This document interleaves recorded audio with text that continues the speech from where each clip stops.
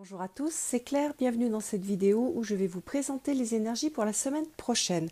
Alors pour ça, j'ai utilisé deux jeux. J'ai utilisé un jeu qui s'appelle le Tarot des Druides pour faire les énergies le long de la semaine. Et à la fin, je découvrirai une carte qui vient de l'oracle des druides et qui donnera en fait un animal qui pourra nous accompagner tout au long de cette semaine. Alors, pour lundi-mardi, la première carte que j'ai tirée, c'est ce 7 de baguette ou 7 de bâton, qui correspond donc à des notions de lutte, de défi, de surmonter les obstacles. Donc on a vraiment un début de semaine un petit peu qui va bouger avec, on va dire, des obstacles qui vont se profiler à l'horizon.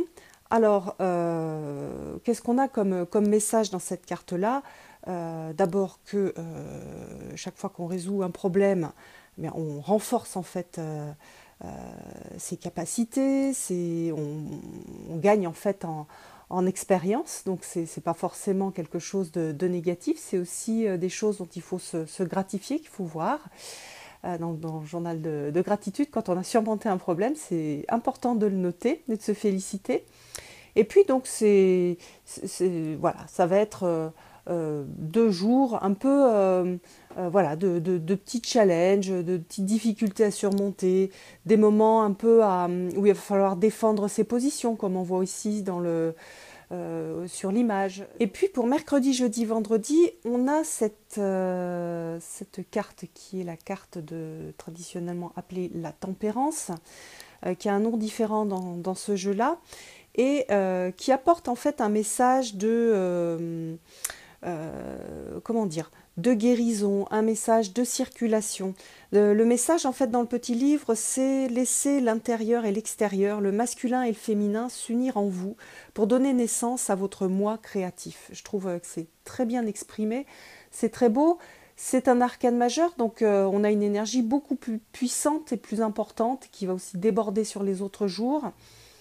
Voilà, donc une énergie de guérison, de circulation, où on va être appelé à aller chercher cette harmonie et être créatif pour se connecter à cette harmonie, pour la retrouver en nous, pour rétablir un peu un équilibre, une sorte de douceur, de paix entre nos factions opposées, on va dire nos parties opposées. Puis pour le week-end, on a la carte du roi de baguette, donc c'est l'équivalent du roi de bâton. Alors, ce roi, comme d'habitude, ça peut être soit quelqu'un qui va être important dans notre week-end, qui va avoir des caractéristiques que je vais vous décrire après, soit c'est un peu l'ambiance du week-end, soit c'est une partie de vous qui va se révéler. Alors, qu'est-ce qu'il raconte ce roi de baguette? Donc c'est un roi qui est extrêmement lumineux, qui est du domaine donc, du feu, donc qui est charismatique, qui est un leader, qui sait ce qu'il veut, qui est curieux, qui est optimiste. Donc ça va être vraiment comment dire, une énergie très agréable si c'est ce roi de bâton que vous allez exprimer.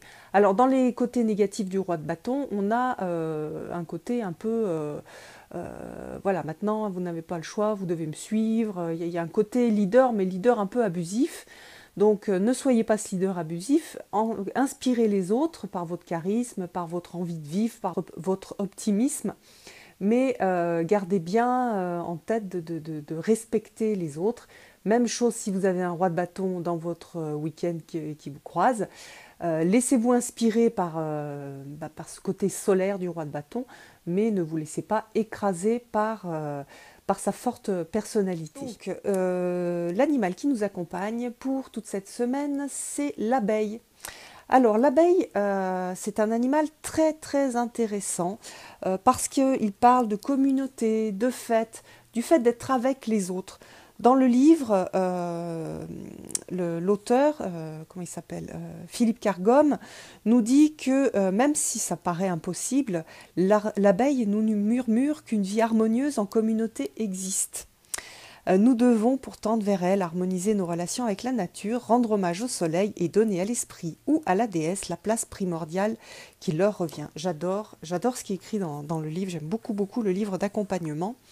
Donc on est vraiment sur la communauté, être avec les autres, partager, être cette petite abeille qui fait partie de cette communauté et pour laquelle la communauté est très importante. Donc on retrouve un peu cette idée aussi d'âme hein, et d'esprit de l'âme qui cherche l'unité, qui cherche le bien du tout. Donc là, dans cette abeille, on a vraiment ce message très presque mystique d'aller retrouver cet esprit du tout, de se rendre compte qu'on fait partie du tout, de la nature, de la communauté des hommes, etc. Et ça, c'est vraiment une énergie qui fait du bien. C'est une énergie qui n'est pas du tout séparatiste, c'est une énergie qui réunit, c'est une énergie qui réchauffe. Donc, inspirez-vous de l'abeille. Si vous avez une photo d'abeille, sortez-vous une photo d'abeille, mettez-la près de vous pendant toute cette semaine. Elle va vous accompagner et vous aider en fait dans tout ce travail qui va se faire pendant toute la semaine. Je vous souhaite une très belle semaine et puis je vous donne rendez-vous pour une prochaine vidéo. Bye bye!